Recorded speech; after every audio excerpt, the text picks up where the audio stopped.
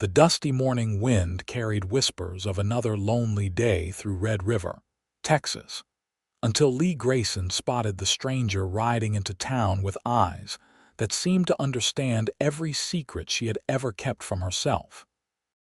She stood on the wooden porch of the general store, her fingers gripping the broom handle tighter than necessary, as she watched the tall cowboy dismount his horse with practiced ease. It was late spring in 1878, and the heat already promised a scorching summer ahead. Leah was 22 years old, though most days she felt ancient, not in body but in spirit. The doubts that plagued her made her feel like she had already lived too long without truly living at all. The cowboy tied his horse to the hitching post and glanced up, catching her staring. She quickly looked away, focusing intently on sweeping the porch that was already spotless. Her employer, Mr. Henderson, valued cleanliness above all else, and Leah had learned to keep herself busy to avoid uncomfortable conversations. "Morning," the stranger called out, his voice warm like honey drizzled over cornbread. Leah nodded curtly, not trusting herself to speak. She had learned long ago that keeping quiet was safer than opening her mouth and revealing the insecurities that plagued her every waking moment. The cowboy climbed the steps slowly, his boots thudding against the wood. "Name's Preston Cole. Just rode in from San Antonio, looking for supplies and maybe some information about work in the area." She finally looked up at him properly. He was probably in his late 20s, with dark brown hair that curled slightly at his collar and eyes the color of strong coffee. His face was sun-weathered but kind, with lines around his eyes that suggested he smiled often. Everything about him seemed confident and self-assured, the complete opposite of how Leah felt about herself. "The store owner is inside," she managed to say, her voice barely above a whisper. Preston tilted his hat politely. "Thank you, miss. Might I know your name?" Leah Grayson."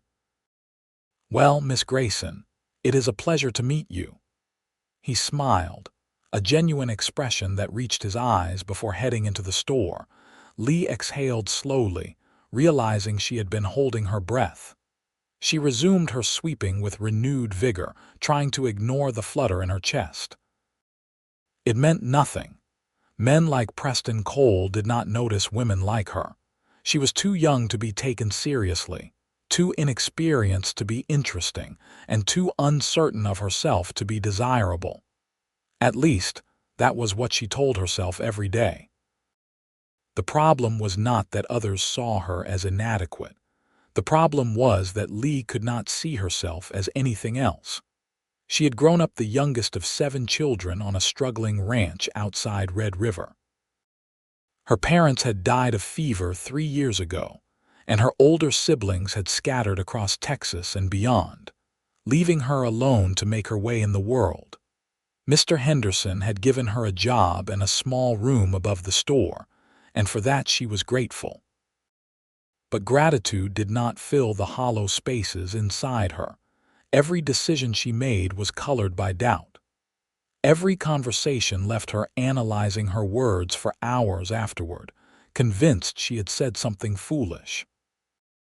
Every time she looked in the mirror, she saw a girl playing at being a woman, someone too young and naive to navigate the harsh realities of the world around her. Preston emerged from the store 30 minutes later, his arms full of supplies. He packed them carefully into his saddlebags while Leah pretended not to watch from the corner of her eye.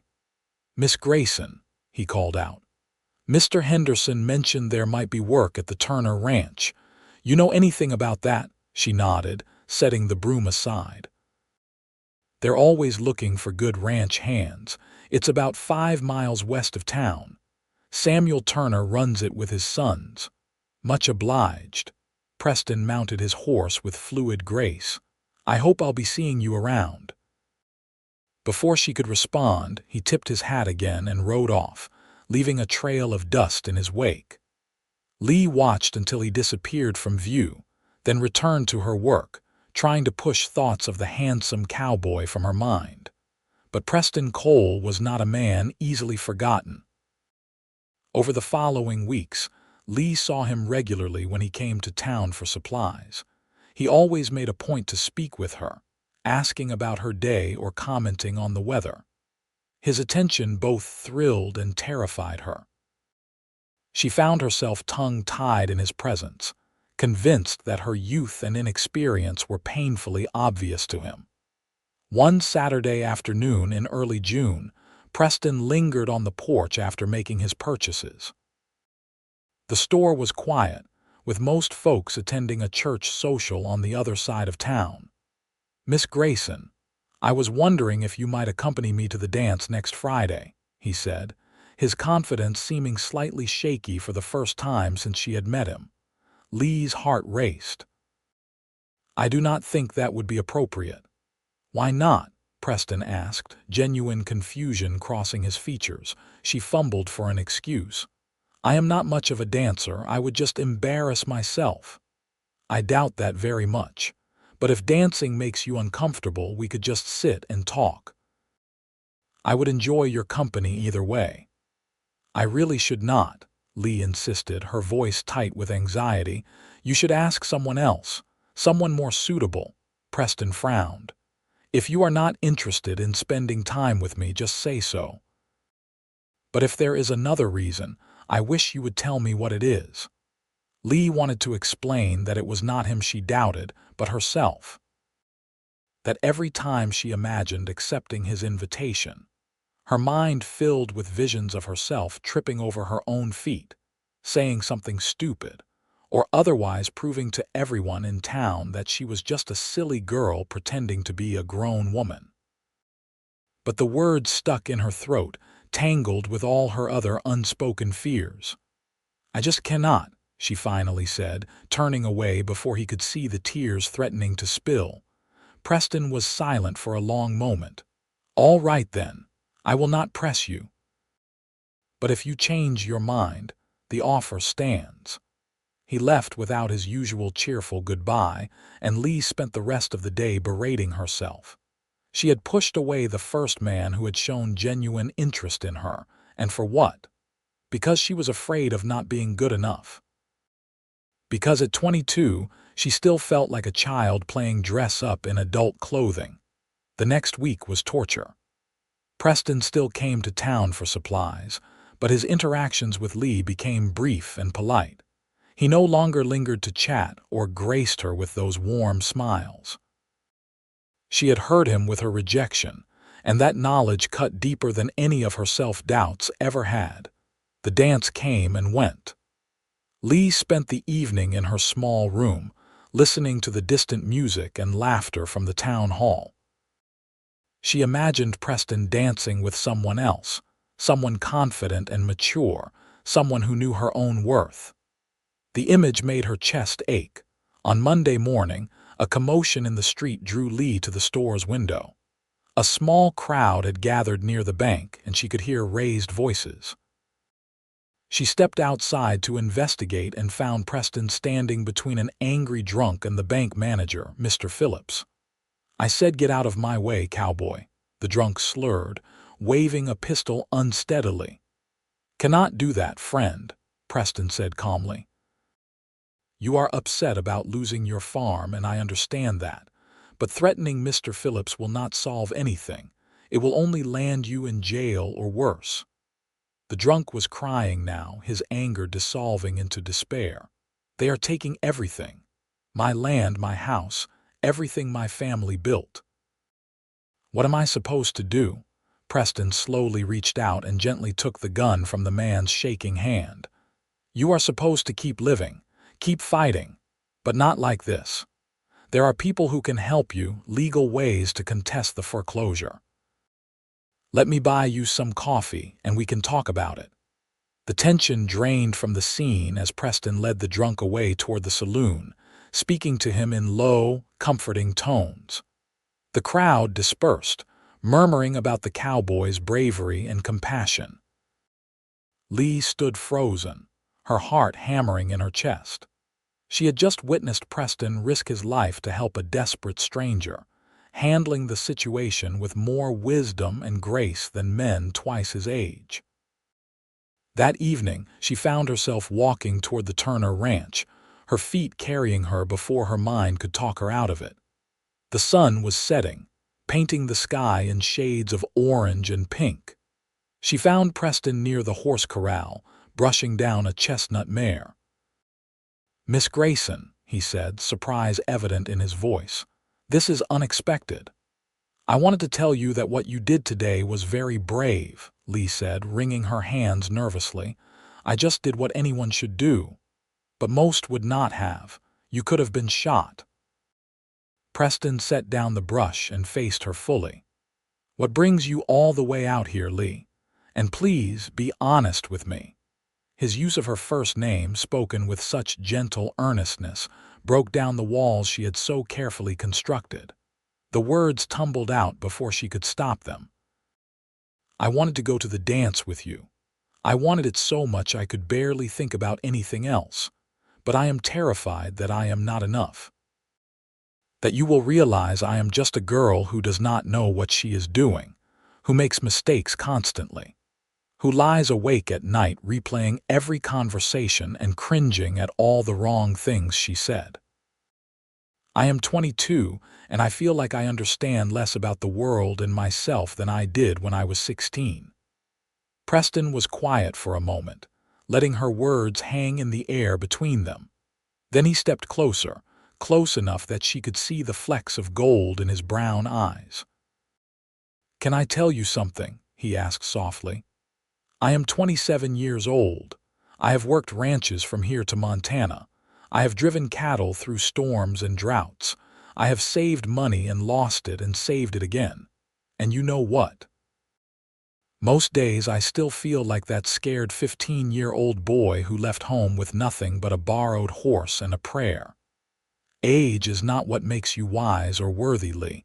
Time is just time. It is just days stacking up behind you. What matters, what really matters, is your heart."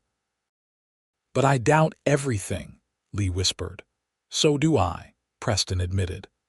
"When I rode into Red River, I was running from a failed partnership in San Antonio. My business partner stole half our money and left me with debts I spent a year paying off. I came here feeling like a failure, like everyone could see through me and know I was just pretending to have my life together. Then I saw you on that porch, and you were so beautiful it made my chest hurt. But more than that, you seemed kind. Genuine.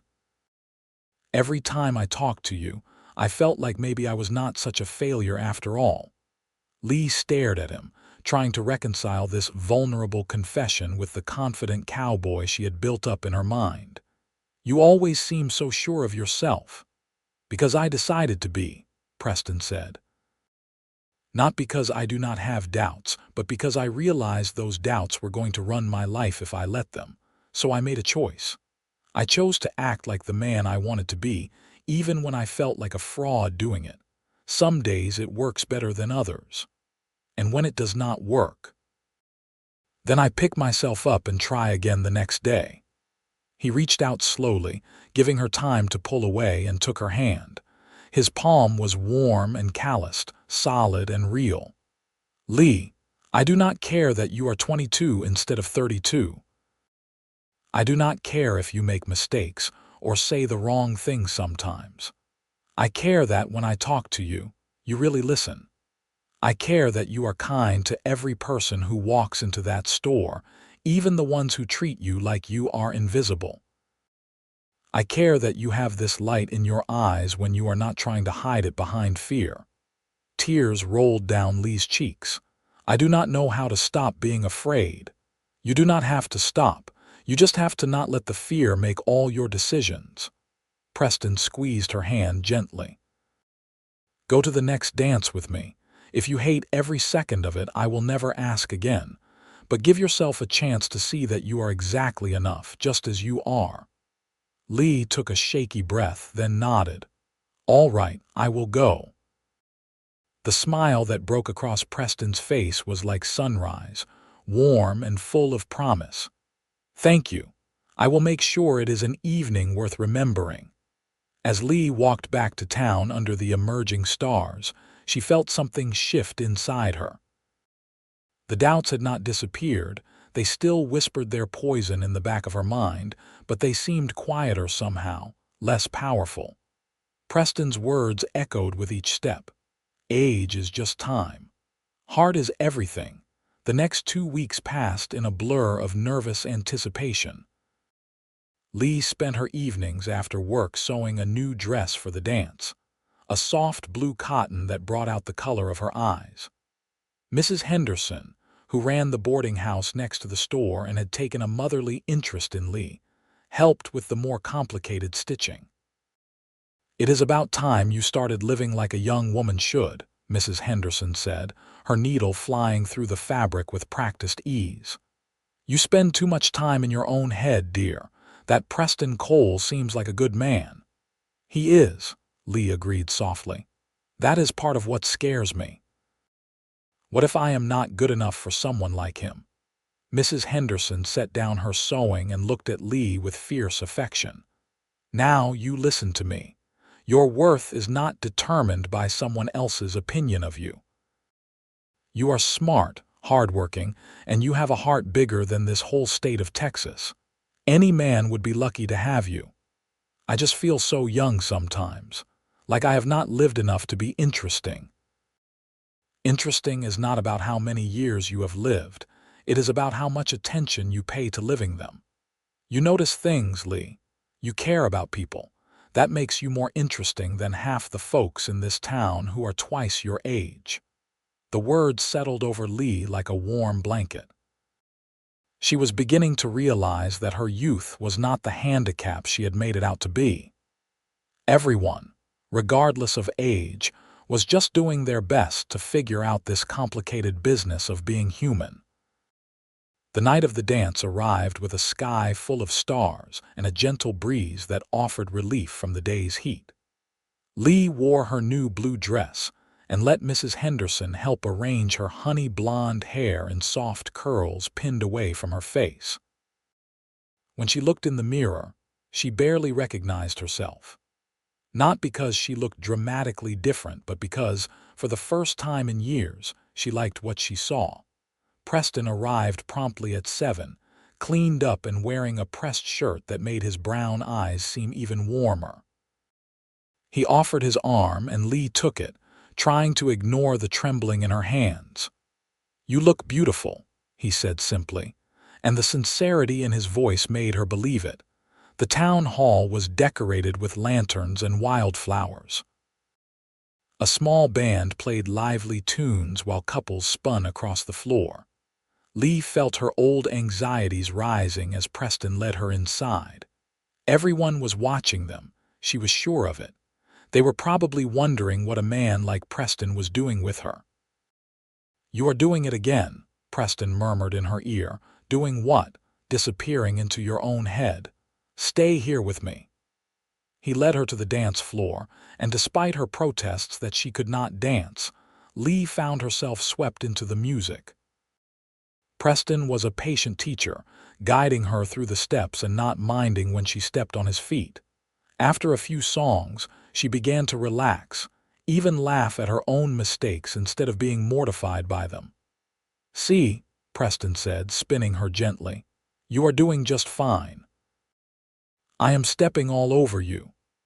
I have been stepped on by horses. Your little feet are nothing." She laughed again, a genuine sound of joy that surprised her. When had she last laughed like that? They danced until Lee's feet ached, then sat outside on the hall's porch, sipping punch and talking. Preston told her about growing up on a small farm in Missouri, the youngest of 3 sons. His father had been a hard man, more interested in drink than his family, and Preston had left home at 15 to escape the violence that came with his father's binges. "I was so angry back then," Preston said, staring up at the stars.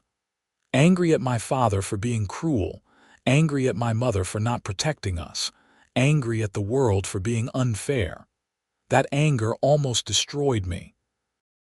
I got into fights, made terrible decisions, nearly ended up in jail more times than I can count. What changed? Lee asked softly. An old rancher named Tom Davies took a chance on me. I was 17, homeless and half-starved when he found me sleeping in his barn.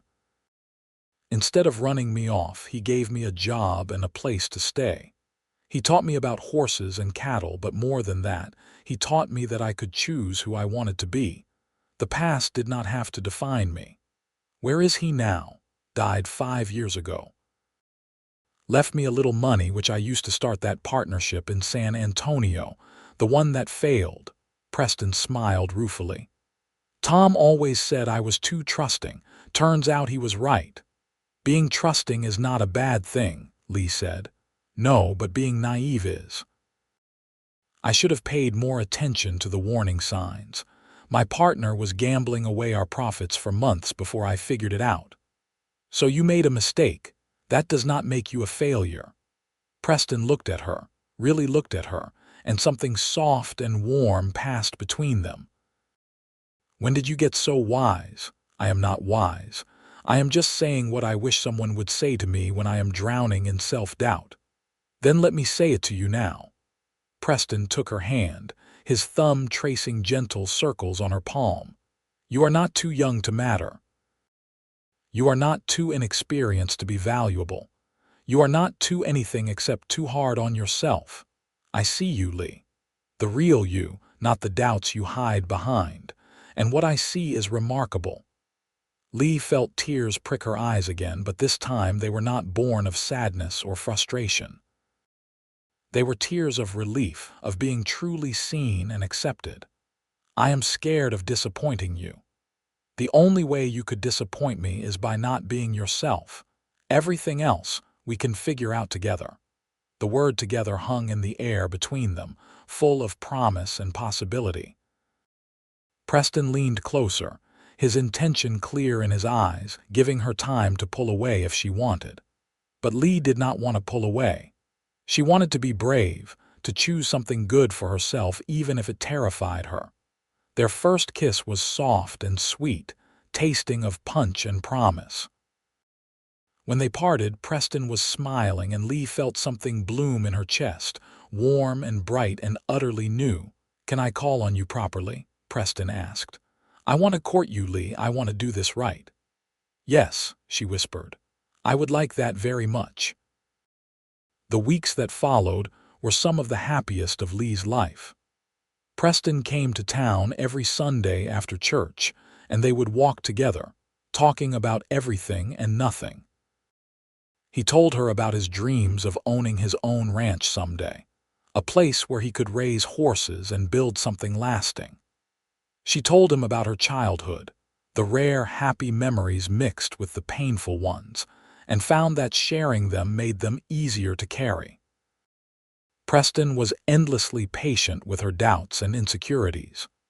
When Lee questioned why he wanted to spend time with her, he would list all the things he admired about her, until she was blushing and laughing and half believing him.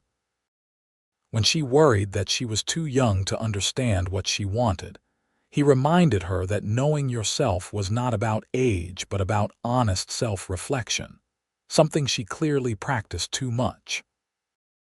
You think about things more deeply than most people I have met, Preston told her one afternoon as they sat by the river.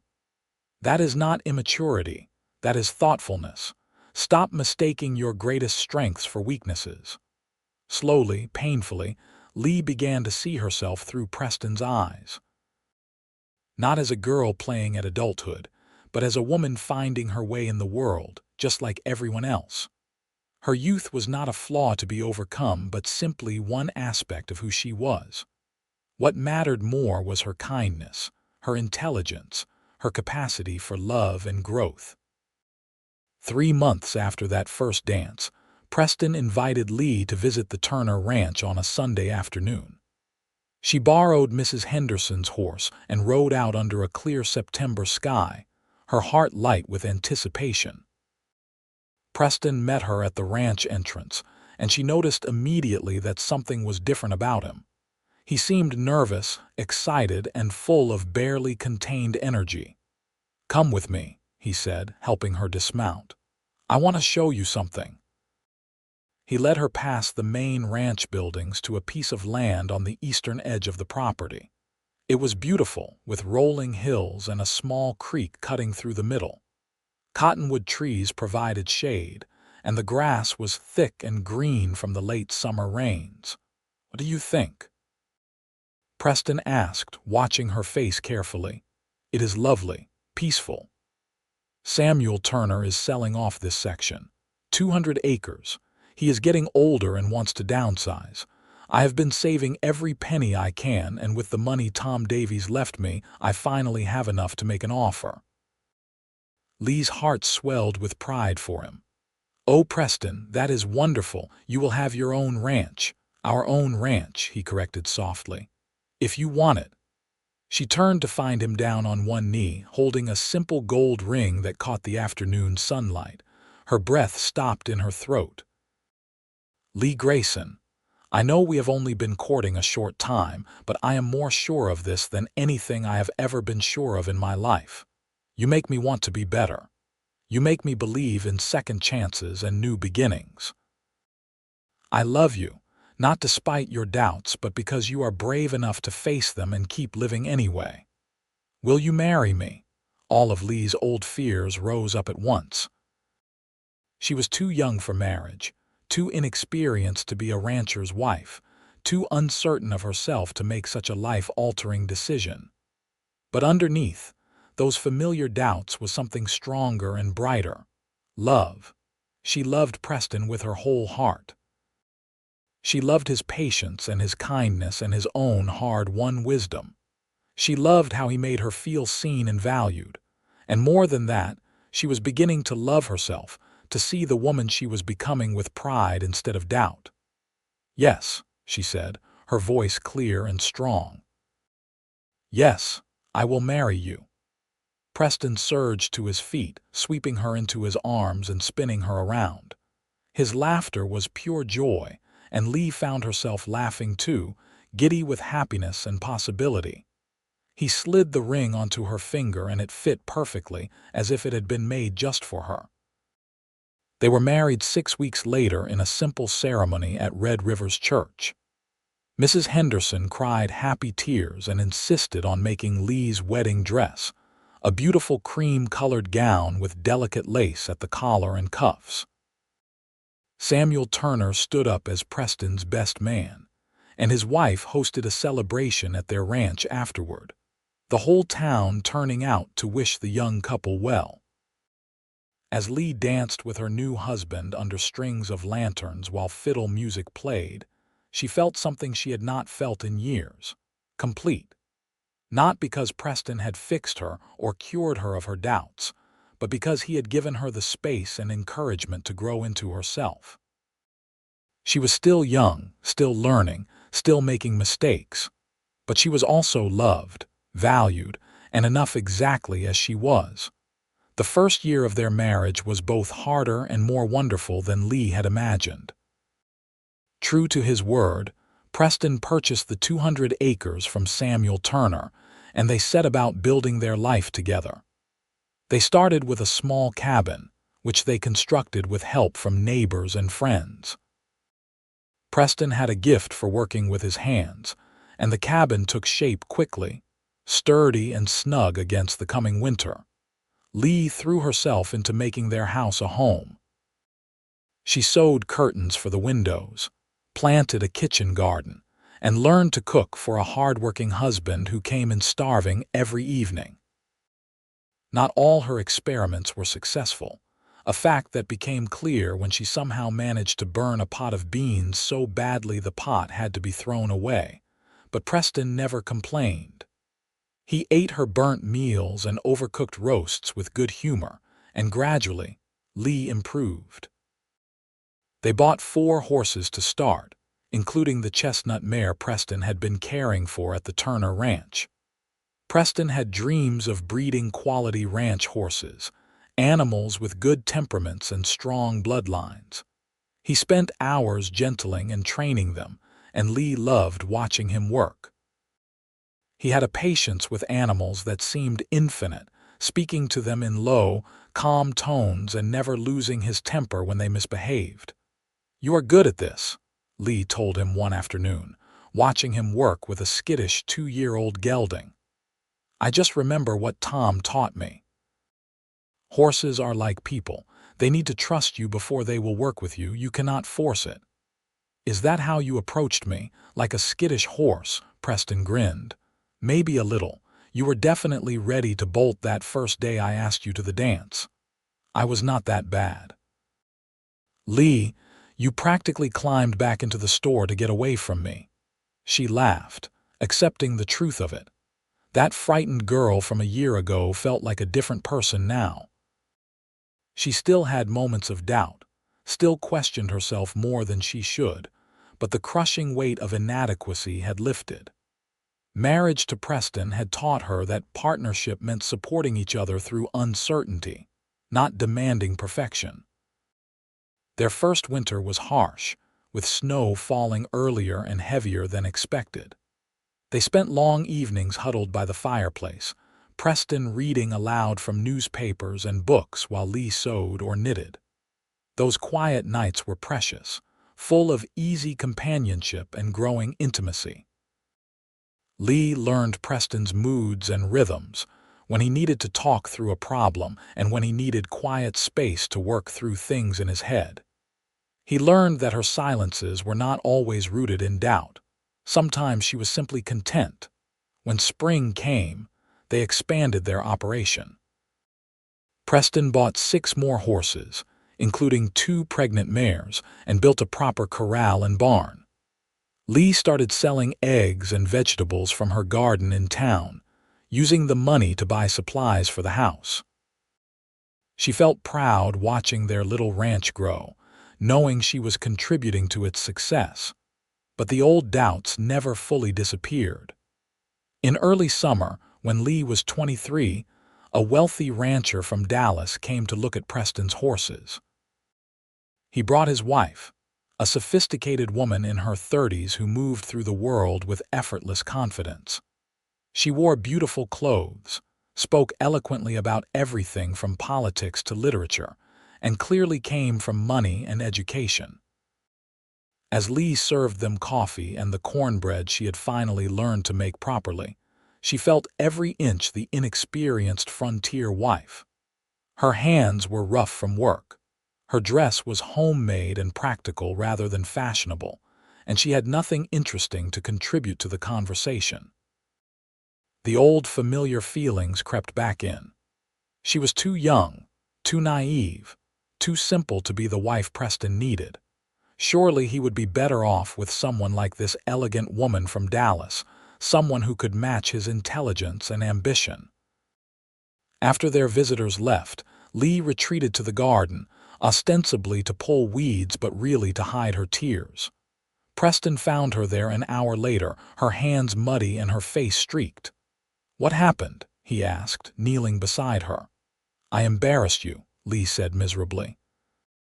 "I had nothing interesting to say. I just stood there like a fool while you and Mr. Hartley talked business. His wife must have thought I was simple-minded." Preston sat back on his heels, studying her. "Is that really what has you upset? I am just a girl playing house. I do not know anything about the world. I have never been anywhere or done anything. You should have married someone better educated, someone who could be a real partner to you." "Lee, look at me." Preston waited until she met his eyes. "Mr. Hartley bought 3 horses from us today. Do you know why? Because when his wife was here last week looking at fabrics at Henderson's store, you talked to her about our horses. You told her how gentle they were, how Preston worked with each one individually, how we believed in treating animals with respect. She told her husband, and he came to see for himself. You made that sale happen. I just mentioned the horses in passing. You connected with her. You were genuine and kind, and that mattered to her. That is your gift, Lee. You do not need to quote Shakespeare or discuss politics to be valuable. You make people feel heard and cared for. That is worth more than all the fancy education in the world. but I still feel so young and stupid sometimes." Preston took her muddy hands in his. "You are 23 years old. You have been running a household, helping build a business from nothing and facing your fears every single day. That is not stupid. That is courageous. And I am going to tell you the same thing I told you a year ago because you clearly need to hear it again. Age is just time. It is just days stacking up. Your heart, your character, your capacity for love and growth, that is what matters. That is everything." Lee leaned into him, letting his steady presence calm her racing thoughts. "I am sorry. I know I should be past this by now. Doubt is not something you get past once and never deal with again. It is something you face down every time it shows up. And you are getting better at it, Lee. A year ago, you would have let these feelings stop you from trying. Now you are just upset you are having them at all. That is progress." She smiled through her tears. "When did you get so wise?" "I have a very smart wife who teaches me things every day." That evening, as they sat on the porch watching the sunset paint the sky in shades of rose and gold, Preston told Lee about a letter he had received that day. His middle brother Peter had written from Missouri. Their father had died, and Peter thought Preston should know. There was no inheritance, no deathbed reconciliation, just the cold fact of the man's passing. "How do you feel about it?" Lee asked gently. "Relieved, mostly. Is that terrible?" "No, he hurt you. You do not owe him grief." Preston was quiet for a long moment. "I keep thinking about the last time I saw him. I was 15 and he came after me in one of his rages. I was bigger than him by then, strong from farm work, and for the first time I fought back. I did not hurt him badly, just pushed him away. But the look in his eyes, it was not anger anymore. It was fear. He was afraid of me. And then you left. That night, I took my horse and $20 I had saved and I rode away. I told myself I was running toward something better, but really I was just running. For years, I ran. From jobs, from problems, from anything that got difficult. It was not until Tom Davies made me stay and face my own demons that I started to become someone I could be proud of." Lee squeezed his hand. "You are one of the bravest men I know." "I do not feel brave. I feel like a work in progress. We all are. That is not a flaw, Preston. That is just being human." He pulled her close, kissing the top of her head. "How did I get so lucky to find you?" "You took a chance on the scared girl sweeping a porch. Best decision I ever made." The years unfolded with their mixture of joy and challenge. Lee suffered a miscarriage in their second year of marriage, a loss that devastated them both. For weeks, she sank into a depression that felt like drowning. Preston held her through the worst of it, never demanding she be strong or get over it, just being present in her grief. "I failed," she told him one night. "I could not even do this right." "No," Preston said firmly. "Your body is not a failure. This happens and it is not your fault. We will grieve and then we will heal and we will try again when you are ready." It took months for Lee to feel like herself again. Mrs. Henderson visited often, sharing her own stories of loss. 2 babies she had buried before finally having her son who grew to adulthood. The older woman's honesty helped Lee understand she was not alone in this pain.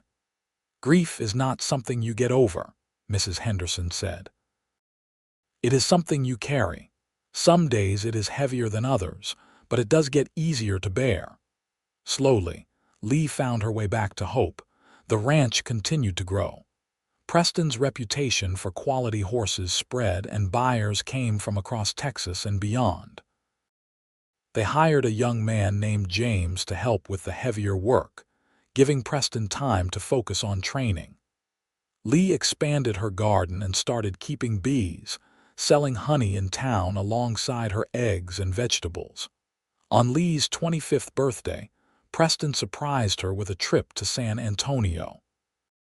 It was her first time in a city, and she was overwhelmed by the crowds and noise and endless activity. But Preston guided her through it all, showing her the missions, taking her to restaurants where other people did the cooking, buying her a beautiful green dress from a shop that sold ready-made clothing. "This is too much," Lee protested, but Preston insisted. "You work harder than anyone I know. Let me spoil you a little." That trip was a revelation for Lee. She realized she had been so focused on her own shortcomings that she had failed to see how much she had grown. She navigated the city with Preston, making decisions about where to eat and what to see. She bargained with shopkeepers and asked for directions without dissolving into anxious self-doubt. She was not the uncertain girl she had been 3 years ago. She was a woman, capable and strong in her own right. When they returned home, Lee felt different, settled in herself in a way she had never been before. Her youth no longer felt like a liability. She understood now that everyone, regardless of age, was figuring things out as they went. The difference was not in having all the answers, but in having the courage to keep asking questions. A few months after their trip, Lee discovered she was pregnant again. The news brought both joy and terror. Preston held her as she cried, understanding the complexity of her emotions. "Whatever happens, we will face it together," he promised. This pregnancy was difficult. Lee was sick for months, barely able to keep food down. Preston took over more of the household work, cooking meals and doing laundry when he came in from the ranch. James's wife, Anna, visited often, bringing food and helping with chores. The community that Lee and Preston had built around themselves showed up in ways that made Lee's heart ache with gratitude. In the spring of 1882, Lee gave birth to a healthy baby boy. They named him Thomas, after the man who had saved Preston and set him on the path to becoming who he was. Holding her son for the first time, Lee felt a fierce love she had never known was possible. She also felt terrified. "What if I am not a good mother?" she whispered to Preston. "You will be a wonderful mother. You are kind, patient, and you love him already. That is all you need to start with. The rest you will figure out as you go." "But I am still so young." Preston smiled, that warm, familiar smile that still made her heart flutter. "Lee, you are 25 years old. You run a successful business. You have been married for 4 years. You have faced more challenges and shown more courage than people twice your age. When are you going to stop thinking of yourself as that scared girl I met on the porch? I do not know. She is still in here somewhere. Of course she is. She is part of who you are. But she is not all of who you are. You are also the woman who pulled me through my darkest moments. The woman who lost a baby and found the strength to try again. The woman who is about to raise this little boy to be a good man. Stop waiting for some magical moment when you will finally feel old enough or wise enough. You are enough right now, exactly as you are." Lee looked down at Thomas, sleeping peacefully in her arms, and felt something shift inside her. Preston was right. She had been waiting to feel like a grown-up, waiting for some external validation that she had finally arrived at real adulthood. But adulthood was not a destination. It was the journey itself, the daily choice to show up and do your best even when you felt uncertain. "I love you," she told Preston. "Thank you for believing in me even when I could not believe in myself." "Always," he promised. "Always." Motherhood was both harder and more rewarding than Lee had imagined. Thomas was a colicky baby who cried for hours, testing her patience and endurance. But he was also sweet and curious, and Lee loved watching him discover the world. Preston was a devoted father, walking the floor with Thomas at night so Lee could sleep, playing with him in the evenings, teaching him about horses as soon as he could toddle around the barn. When Thomas was 2, Lee gave birth to a daughter they named Clara. This pregnancy and delivery were easier, and Clara was a much calmer baby than her brother had been. Watching her two children play together filled Lee with a contentment she had never thought possible. The ranch continued to prosper. By 1885, they had 20 horses, a dozen cattle, chickens, pigs, and Lee's beehives. They had expanded the cabin, adding 2 bedrooms and a proper kitchen. They were not wealthy by any means, but they were comfortable and, more importantly, they were happy.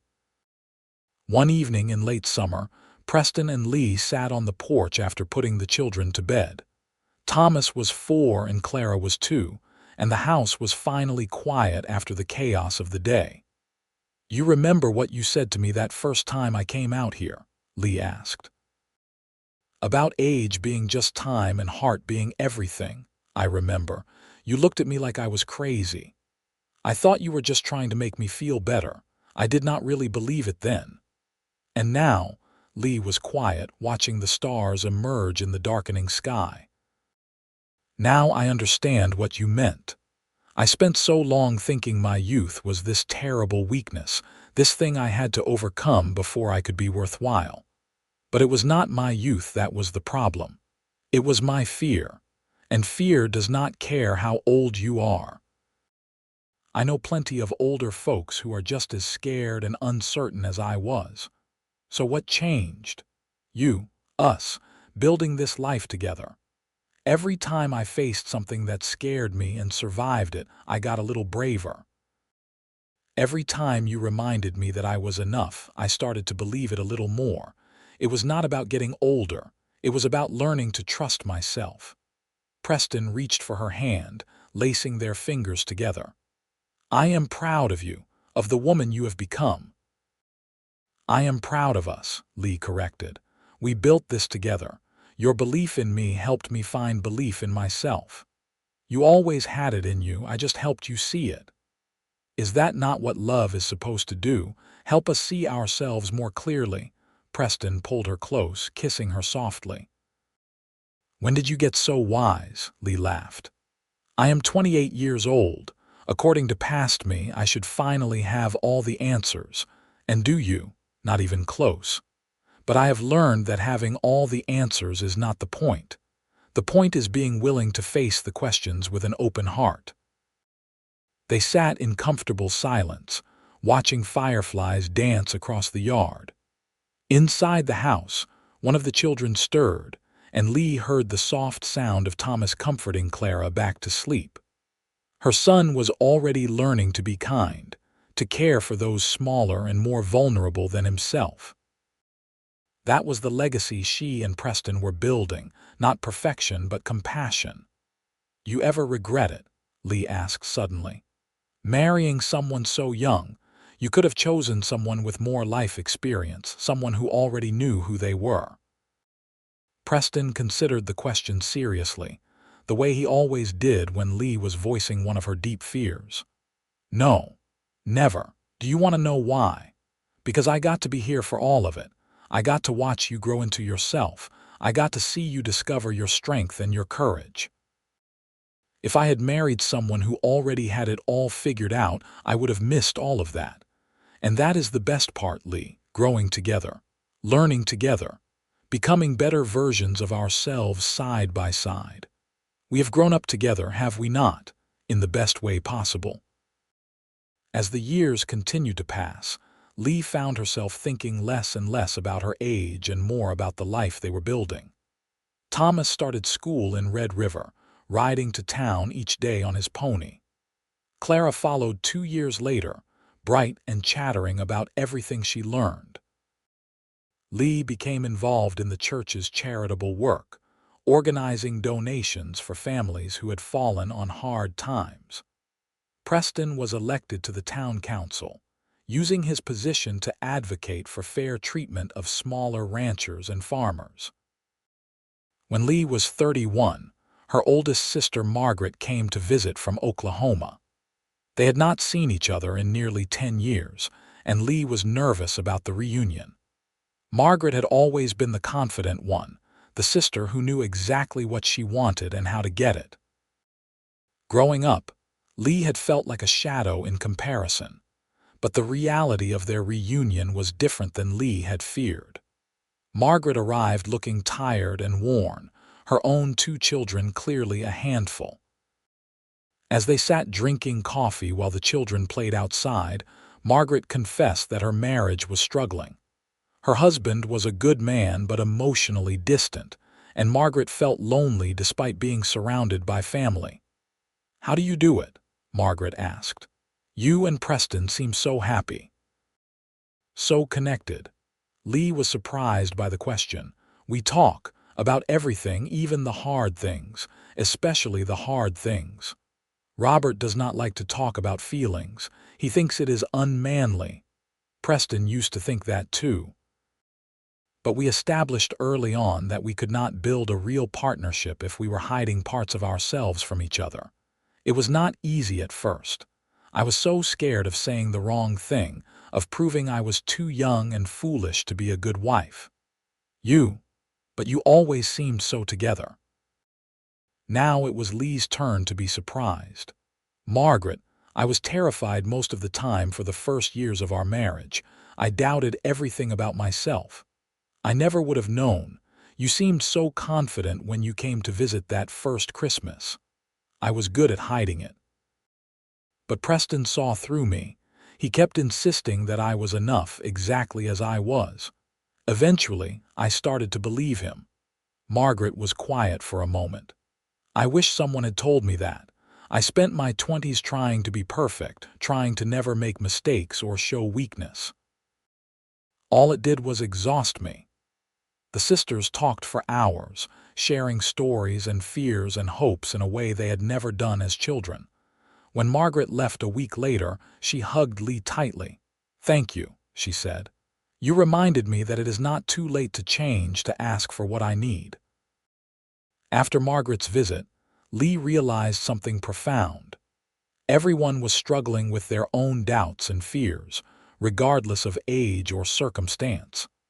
The confidence she had admired in others was often just a mask, the same kind of mask she had worn for years. Real strength came not from pretending to be perfect, but from being honest about your imperfections and loving yourself anyway. In 1888, Preston's older brother Matthew came to visit from Missouri. The 2 brothers had not seen each other since Preston left home at 15, and the reunion was both joyful and awkward. Matthew was 40 now, weathered by years of hard farming and harder living. He brought news of the family, most of it sad. Their mother had died the year before, and Peter was struggling with drink the same way their father had. "I should have gone back," Preston said after Matthew left. "I should have tried to help Peter." "You were protecting yourself," Lee reminded him. "That was not selfish. That was survival. But maybe if I had stayed, things would have been different. Or maybe you would have been broken too. You cannot save someone who does not want to be saved, Preston. You taught me that." He pulled her close, resting his head on her shoulder. Even after all these years, he still sometimes needed reassurance, still doubted whether he had made the right choices. Lee understood that now in a way she had not when she was younger. Confidence was not the absence of doubt, but the willingness to act despite it. Thomas was 10 and Clara was 8 when Lee gave birth to their 3rd child. Another son they named Samuel, after Preston's friend and mentor. The pregnancy was unexpected but welcome, and Samuel's arrival brought new life and laughter to their home. Thomas was old enough to help with his baby brother, and Clara loved playing the role of big sister. Watching her children grow, Lee saw pieces of herself and Preston reflected back. Thomas had his father's patience and quiet strength. Clara had her mother's sensitivity and thoughtfulness. Samuel, still too young to show his true personality, nevertheless seemed to approach the world with a fearless curiosity that delighted them all. On Lee's 33rd birthday, Preston took her on another trip, this time to Austin. They left the children with Mrs. Henderson, who insisted she could manage 3 children for a few days. In Austin, they stayed in a real hotel and attended a performance at a theater. Lee wore the green dress Preston had bought her years ago in San Antonio, altered slightly to fit her body's changes after 3 children. "You are even more beautiful now than the day I married you," Preston said as they dressed for the theater. "You are obligated to say that. I am saying it because it is true. You have grown into yourself, Lee. You move through the world differently now, with purpose, with confidence. It is captivating to watch." Lee looked at herself in the hotel mirror. She was 33 years old. She had lines around her eyes from squinting in the sun and a few gray hairs starting to show at her temples. Her body bore the marks of pregnancy and childbirth and years of hard work. But Preston was right. She did carry herself differently now. The uncertain girl who had swept that porch in Red River was still part of her, but she was no longer the dominant force. That girl had grown into a woman who knew her own strength. At the theater, watching a production of Shakespeare's Much Ado About Nothing, Lee felt a profound sense of gratitude, not just for Preston, though she was deeply grateful for him, but for her own journey.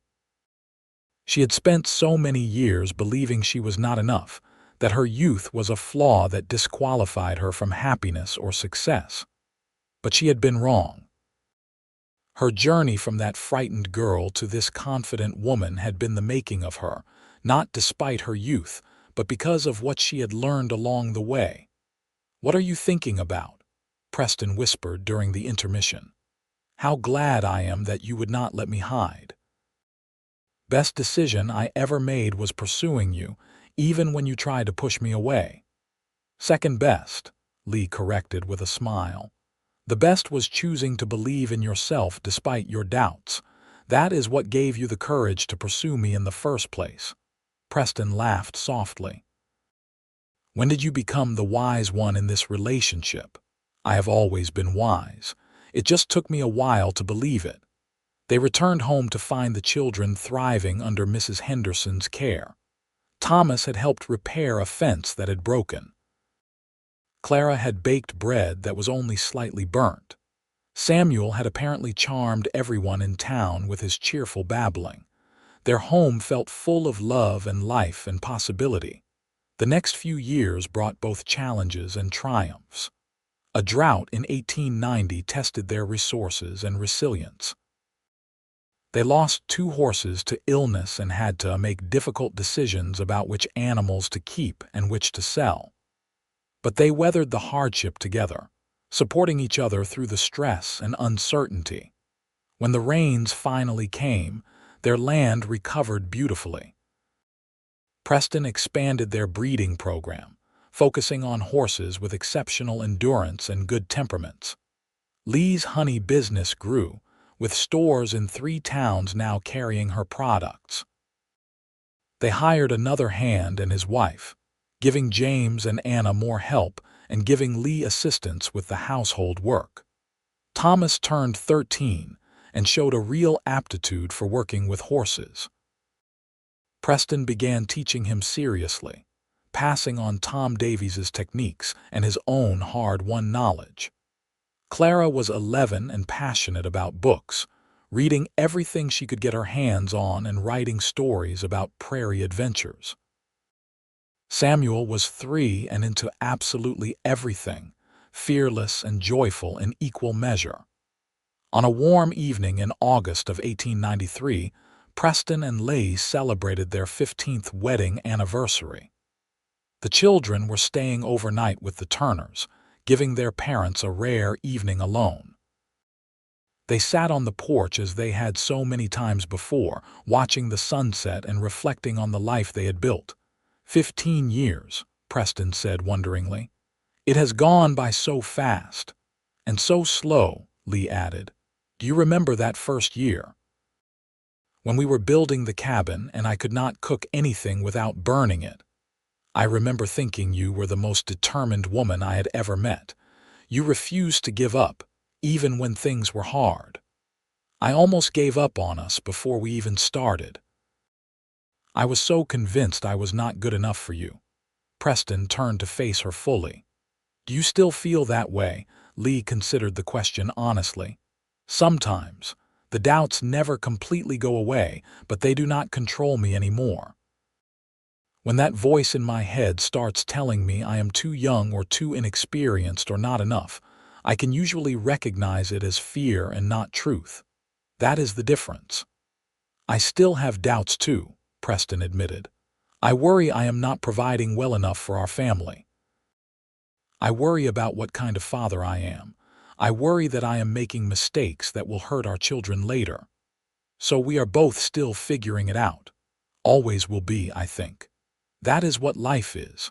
A continuous process of learning and growing and trying again when you fail. Lee leaned her head on his shoulder. Thank you for not giving up on me when I was trying so hard to push you away. Thank you for finally letting me in, for trusting me with your fears and doubts, for growing with me instead of running from me. You made it easy. You never demanded I be perfect.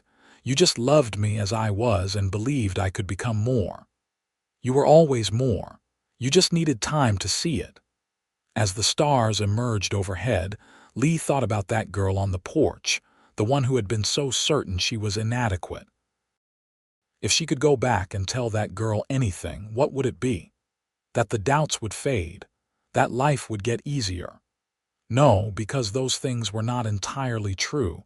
The doubts never fully faded and life continued to present challenges. Instead, she would tell that girl that she was braver than she knew, that her youth was not a weakness but simply a chapter in her story. That age really was just time, just days stacking up, and what mattered was how much heart you brought to living those days. That she would make mistakes and feel uncertain and question herself, and none of that would disqualify her from love or happiness or a full, rich life. Most importantly, she would tell that girl that the right person would not just tolerate her doubts, but help her face them with compassion. That real love was not about one person being strong enough for both, but both people being willing to be vulnerable together. The years continued their steady march. Thomas at 16 was already an accomplished horseman, helping his father train young horses and beginning to develop his own reputation. Clara at 14 was determined to become a teacher, studying hard and helping educate younger children in Red River. Samuel at 6 was showing early signs of his father's patience and his mother's sensitivity. In 1895, Lee's brother John came through Red River on his way to California. Like Margaret years before, he confessed to struggling with life's disappointments. He had failed at several business ventures and was heading west hoping for a fresh start. "You always seem to have it together," John told Lee. "Even when we were kids, I envied that." Lee almost laughed at the absurdity. "John, I spent most of my youth convinced I was too young and stupid to function. I doubted every decision I made. But you built all this." He gestured at the ranch. "You have a wonderful family, a successful business. You made it look easy. It was not easy. It is still not easy. But I had help. Preston believed in me when I could not believe in myself. That made all the difference." Before John left, she gave him the same advice Preston had given her so many years ago. "Your worth is not determined by your successes or failures. It is determined by your character, by how you treat people, by the love you give and receive. Everything else is just details. Time is just time. Heart is everything." She did not know if John took her words to heart, but she hoped they might offer him some comfort in the hard times ahead. Lee turned 40 in 1897, a milestone that once would have seemed impossibly far away and old. But reaching it, she felt neither old nor young, just herself. Her hair had more gray now, and her face bore the lines of a life fully lived. Her body was strong from years of work, and her heart was full of love for her family and the life they had built together. Preston was 44, his dark hair now liberally streaked with silver. He moved a bit slower than he once had. his body bearing the accumulated aches of hard physical labor. But he was still strong, still patient, still the man who had looked at a frightened girl and seen a woman worth pursuing. Their 20th anniversary came in November, marked by a party thrown by their children and friends. The cabin that had once felt so spacious now seemed small with their family and community packed inside. Thomas, at 18, was already courting a girl from town, a kind young woman named Sarah. Clara, at 16, had been accepted to a teaching program in Austin and would leave after Christmas. Samuel, at 8, was the charmer, making everyone laugh with his stories and observations. As Lee looked around at the faces of the people she loved, she felt overwhelmed with gratitude. This life she had built, this family she had raised, this love she had nurtured, it had all started with a scared girl who almost said no. What if she had let her doubts win? What if she had never found the courage to say yes to Preston's proposal to this life to herself?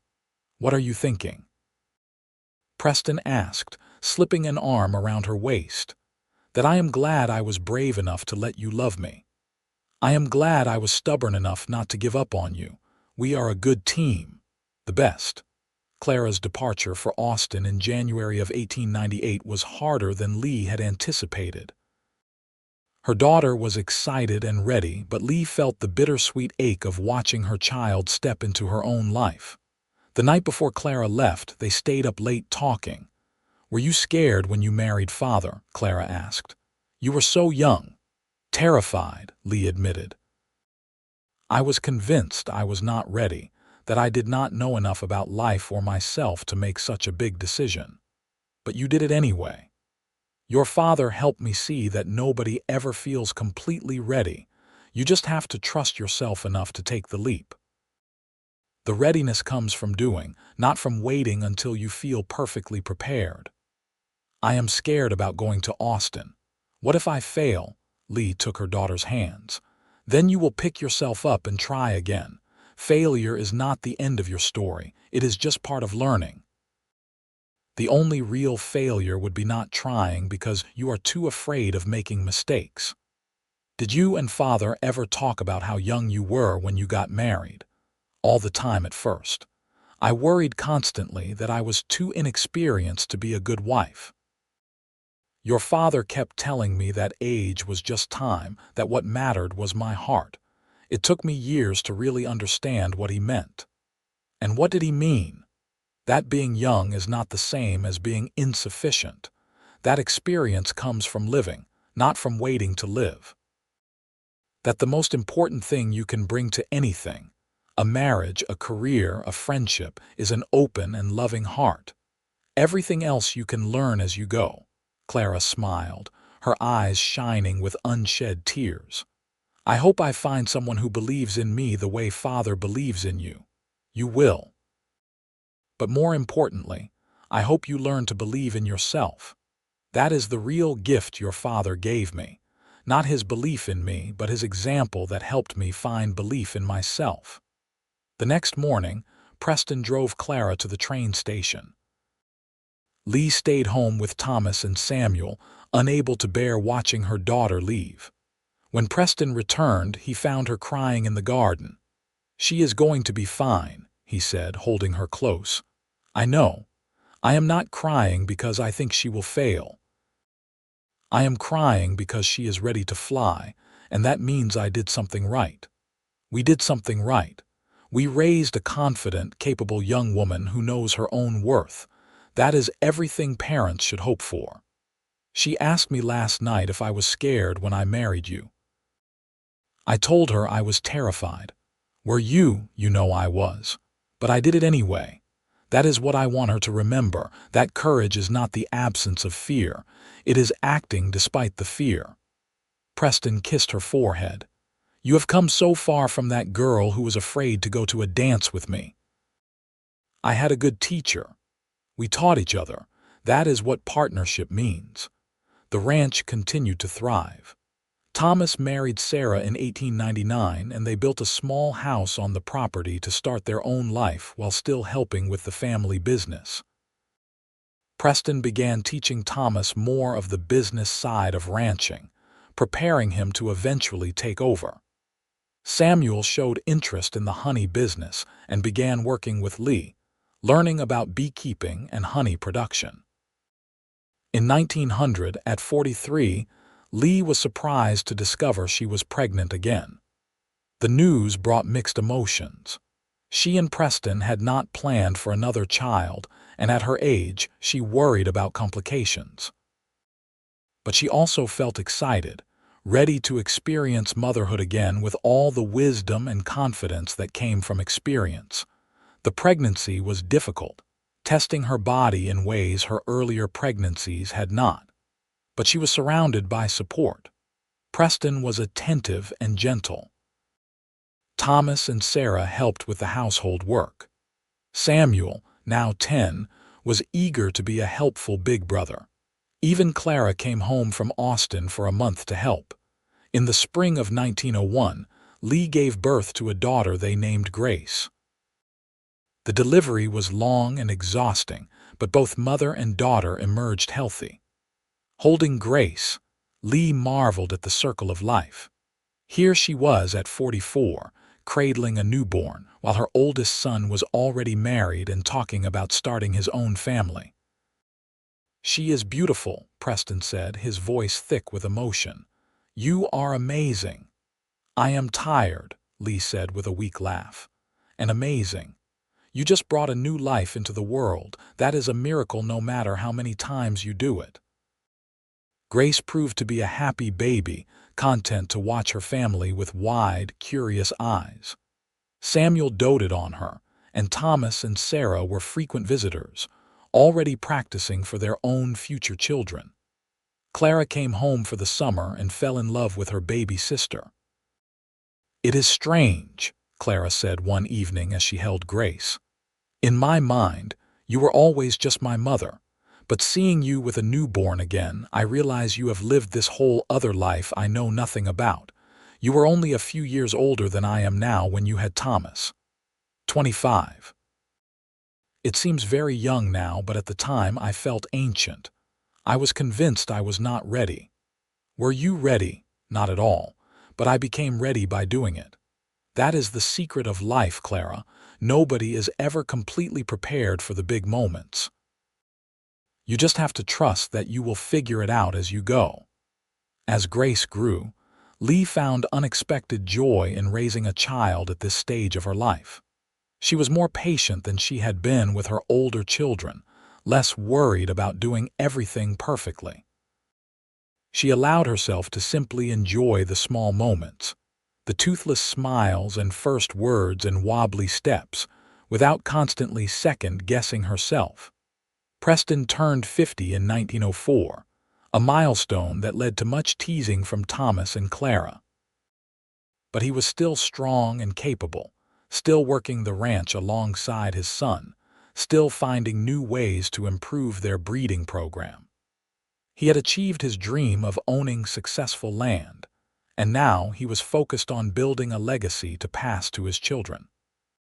Thomas and Sarah welcomed their first child in 1905, a boy they named Paul. Lee became a grandmother at 48, a role she embraced with delight. Watching Thomas with his son, she saw the same patient kindness Preston had shown with their children. The cycle of love and care continued, passed from generation to generation. Samuel, at 15, was already showing the makings of a successful businessman. He had expanded Lee's honey production, finding new markets and developing different products. He talked about opening a proper shop in Red River, selling not just honey but other locally made goods. Preston encouraged his entrepreneurial spirit, recognizing that not all his children would want to be ranchers. Clara finished her teaching program and took a position at the school in Red River, allowing her to live at home while building her career. She was courted by several young men but had not yet found one who captured her heart the way Preston had captured Lee's. "I am not settling," Clara told her mother. "I want what you and Father have, a real partnership built on respect and love." You should not settle. But remember, real love is not perfect. It is messy and complicated and requires work. Your father and I have had our struggles. What matters is that we chose to face them together. Tell me about the struggles. You and father always seem so happy. Lee thought about how to answer. We are happy, but we have had hard times too. After your miscarried sibling, I fell into a darkness that scared both of us. During the drought, we fought about money and what to sell and what to keep. When your father's brother visited and brought up painful memories, he withdrew from me for weeks. Marriage is not always easy. So what made it work? We never gave up on each other.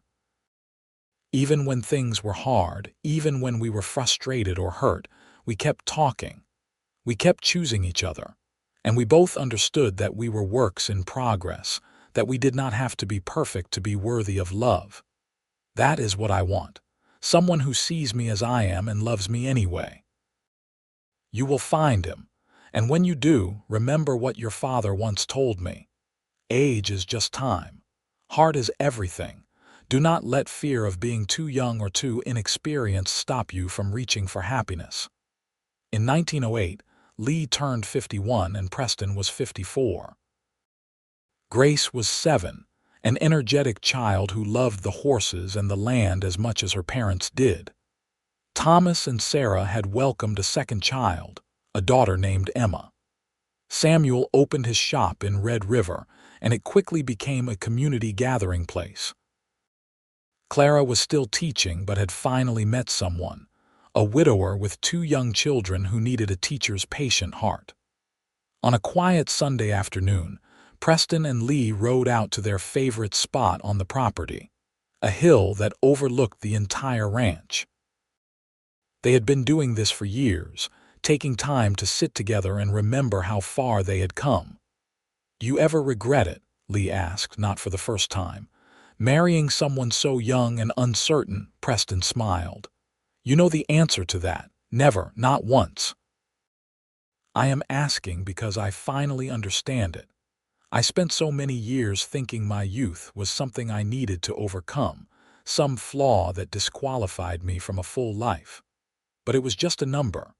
What mattered was not how old I was, but who I chose to be. That is what I tried to tell you all those years ago, I know. But I had to learn it for myself. Nobody could have convinced me intellectually.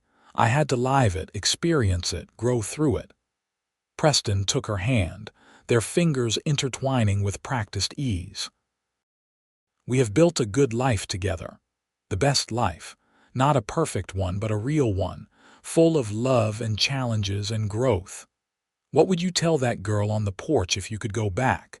Lee thought about the question seriously. "I would tell her that she is enough. That her doubts do not disqualify her from happiness. That the man about to walk into her life will help her see herself clearly for the first time. And I would tell her to say yes, to take the leap, because the life waiting for her is more beautiful than she can imagine. I would tell the man about to walk into that store that he is about to meet the woman who will save him. That her youth and uncertainty will not be obstacles but gifts, opportunities for them both to grow together.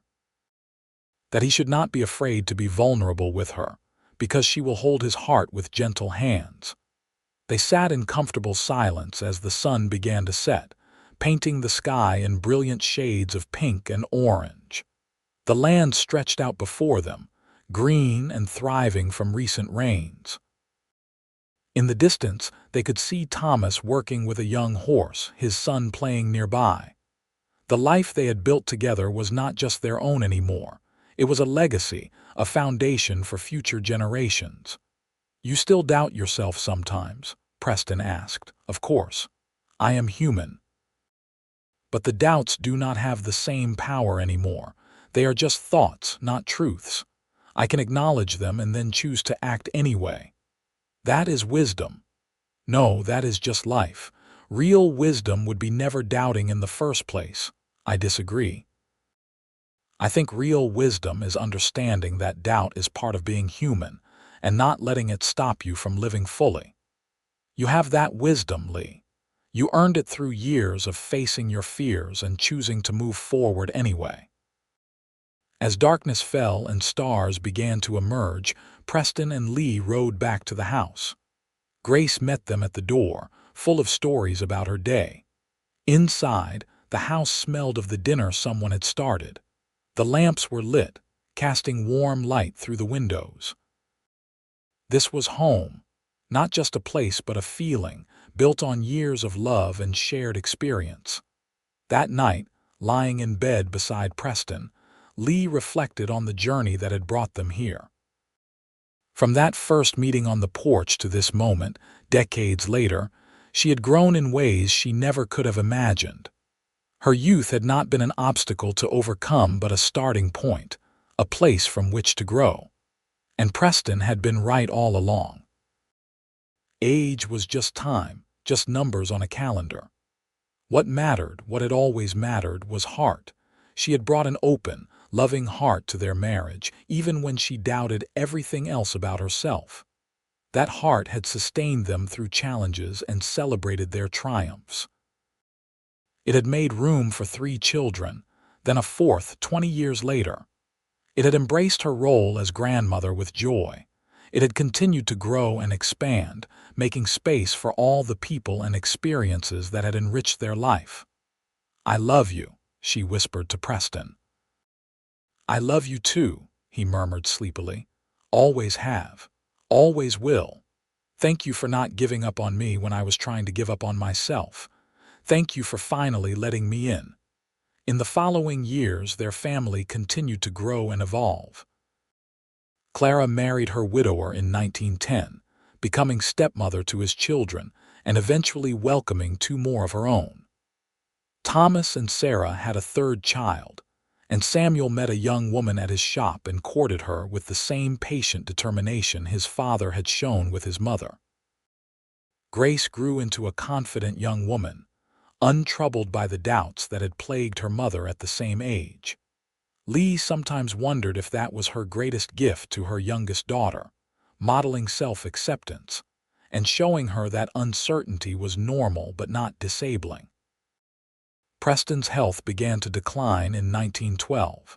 Nothing dramatic, just the slow accumulation of years and hard work taking their toll. He turned 60 that year and finally admitted he needed to slow down. Thomas took over more of the daily ranch work, and Preston shifted into an advisory role, teaching his grandchildren about horses and life in equal measure. On their 35th anniversary in 1913, Preston and Lee renewed their vows in a simple ceremony at the church. All their children and grandchildren attended, along with friends from across the years. As Lee spoke her vows again, promising to love and honor Preston for whatever time they had left, she marveled at the journey they had taken together. 35 years ago, I was a frightened girl who almost said no to you," she said. "I am so grateful I found the courage to say yes. You have given me a life beyond anything I could have dreamed. You have shown me that age is just time, but heart is everything. And my heart has been full of love for you every single day we have been together." Preston's eyes shone with tears as he responded. 35 years ago, I met a woman who did not yet know her own strength. I am honored that I got to be beside her as she discovered it. You made me a better man, Lee. You taught me that real love is not about being strong enough to protect someone from the world. It is about being brave enough to be vulnerable together, to grow together, to face life's challenges side by side. You are the best decision I ever made. As they kissed to seal their renewed vows, their family cheered.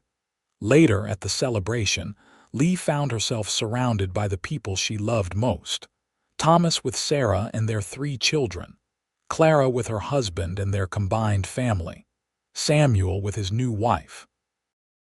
Grace, 17 and full of plans for the future. Each of them carried forward the lessons Lee and Preston had taught, not through lectures but through example. Love was not perfect. It was patient. It was kind. It made room for doubt and fear and then helped you face them with courage. It saw you clearly, flaws and all, and chose you anyway. It understood that age was just time, but heart was everything. In the spring of 1915, Preston's health took a serious turn. He suffered a stroke that left him weakened, though his mind remained sharp. Lee cared for him with the same patience and devotion he had always shown her. They spent long hours talking, remembering their life together, sharing stories with grandchildren who sat at their feet eager to hear about the old days. "I do not regret a single day," Preston told her one afternoon as they sat on the porch. He was in his wheelchair now, unable to walk without assistance, but his spirit remained strong. "Not even the hard days," Lee asked gently. "Especially not the hard days. Those taught us the most. They showed us what we were made of. We made a good life, the best life. And it started because I was stubborn enough to keep asking you to that dance until you finally said yes." Lee laughed, remembering, "I was so scared. I was convinced I would embarrass myself and prove to everyone that I was just a foolish girl. And instead you proved you were a remarkable woman. I was always a remarkable woman. I just needed time to see it. That is my Lee, finally believing in herself." Preston died peacefully in his sleep on a warm July night in 1916. He was 62 years old, and he left behind a legacy of love and land and family. Lee grieved deeply, feeling the loss of her partner, her best friend, the man who had seen her clearly when she could not see herself. But even in her grief, she was grateful. They had been given 40 years together, 40 years of growing and loving and building a life that mattered. At his funeral, she spoke about the man he had been and the lessons he had taught. Preston believed that age was just time, but heart was everything. He lived that belief every day. He gave his heart fully to everyone he met, to his family, his friends, his animals, his land. "He showed me that you do not have to be perfect to be worthy of love. You just have to be willing to show up with an open heart and do your best." That is the legacy he leaves us. Not perfection, but love. Not certainty, but courage. Not an absence of doubt, but the determination to act despite it. After Preston's death, Lee could have retreated into grief and loneliness. But she had learned too much about life to waste what remained of hers. She remained active in the ranch, though Thomas handled most of the work. She expanded her honey business with Samuel's help, creating new products and finding new markets. She traveled to Austin to visit Clara and to Dallas, where one of her grandchildren lived. She threw herself into her church's charitable work, helping families who were struggling the way she had struggled decades ago. When people asked how she managed, how she kept going after losing her great love, she would smile and repeat Preston's words. "Age is just time. Heart is everything. I am 60 years old, but my heart is still full of love for my family, for this land, for the life Preston and I built together. That love keeps me going." Grace married in 1918, a good man who farmed land adjacent to the ranch. Samuel's wife gave birth to twins. Thomas's oldest son took over more of the ranch work, representing the third generation to care for the land Preston and Lee had bought 40 years earlier. Clara's stepchildren, now grown, included her as beloved family, and her biological children thrived in her care. The years continued their march. Lee became a great-grandmother, a role she embraced with joy. She told stories to her great-grandchildren about Preston, about their early days building the ranch, about learning to believe in herself. She wanted them to understand that everyone struggled, everyone doubted, but that did not have to define you. In 1925, Red River celebrated its 50th anniversary as an incorporated town. Lee was invited to speak as one of the early settlers who had helped build the community. She was 68 years old, her hair now completely white, her body bent from years of work. But her voice was strong and her eyes were bright as she stood before the crowd. When I first came to Red River as a young woman, I was full of doubt. I questioned every decision I made. I was convinced my youth disqualified me from being taken seriously, from building a meaningful life. But I met a man who taught me that age is just time. What matters is your heart, your character, your willingness to show up and do your best even when you are scared. That lesson changed my life. She went on to talk about the community they had built, how neighbors had helped each other through droughts and sickness and hard times, how they had celebrated births and mourned deaths together, how Red River was more than just a town. It was a family bound together by shared experience and mutual care. We are all just doing our best, she concluded. Young or old, experienced or new, we are all figuring it out as we go. Be kind to yourself. Be kind to others. Show up with an open heart. That is all any of us can do. The crowd gave her a standing ovation. Afterward, young women approached her, thanking her for her words, confessing their own doubts and fears. Lee listened to each one, offering the wisdom hard-won from years of facing her own insecurities. You are enough, she told them. You do not need to wait until you are older or wiser or more experienced to start living your life. Start now. Make mistakes. Learn from them. Grow. The time will pass anyway. The question is whether you will spend it hiding from life or embracing it. Lee lived to see 1928, dying peacefully in her sleep at the age of 71. She was surrounded by family, her children and grandchildren and great-grandchildren who had all been shaped by her example. Grace found her in the morning, a smile on her face, her hands folded peacefully over her heart. At her funeral, Thomas spoke first. My mother spent many years doubting herself. She thought she was too young, too inexperienced, not good enough, but she was wrong. She was one of the strongest, wisest, most capable people I have ever known. She taught me that courage is not the absence of fear, but acting despite it. That lesson has guided me through my entire life. Clara spoke next. My mother believed that age was just time, but heart was everything. She lived that belief. She gave her heart fully to everything she did, to raising us, to building the ranch with Father, to serving this community. Her heart was enormous, making room for everyone she met. That is her legacy. Samuel followed. My mother taught me that doubt is just part of being human. It does not have to stop you. She faced her doubts every day and chose to live fully anyway. She showed me that you can be uncertain and still move forward, that you can make mistakes and still be worthy of love and respect. Finally, Grace spoke through tears. My mother was 43 when I was born, older than many grandmothers, but she approached motherhood with the same patience and love she had shown my siblings. She told me once that raising me was different because she had finally learned to trust herself, to stop second-guessing every decision. She taught me to believe in myself from the beginning, so I would not have to spend years learning the lesson she learned the hard way. Lee was buried next to Preston on the hill overlooking their ranch. The land they had built together continued to thrive under Thomas's care and would eventually pass to his children and grandchildren. The honey business Samuel had expanded continued to grow. Clara's teaching legacy lived on in her students and her own children who followed her into education. Grace raised her children with the same patient love her mother had shown her. The words Preston had spoken to Lee that day by the horse corral became a family motto, passed down through generations.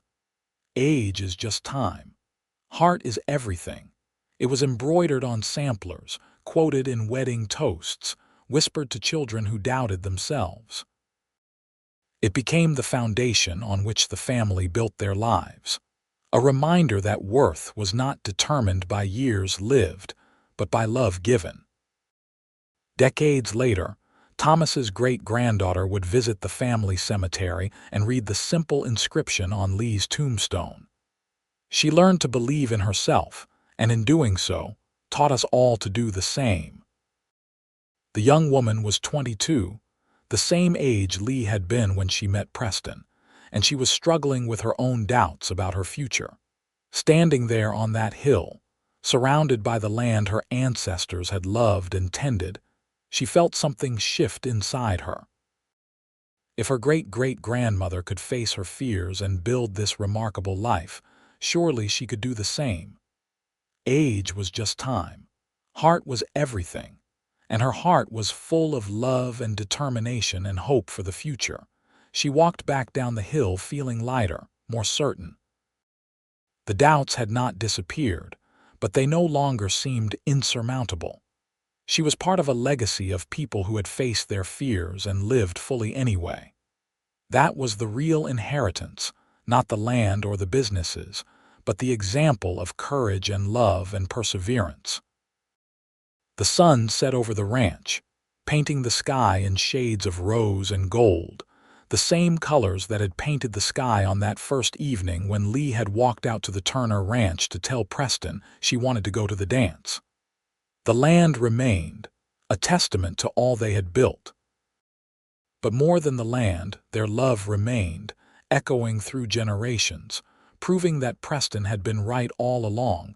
Age was just time, just days stacking up behind you. But heart was everything. It was the love you gave and received. It was the courage to face your doubts and live anyway. It was the willingness to be vulnerable, to grow, to choose hope over fear. That was what mattered. That was what lasted.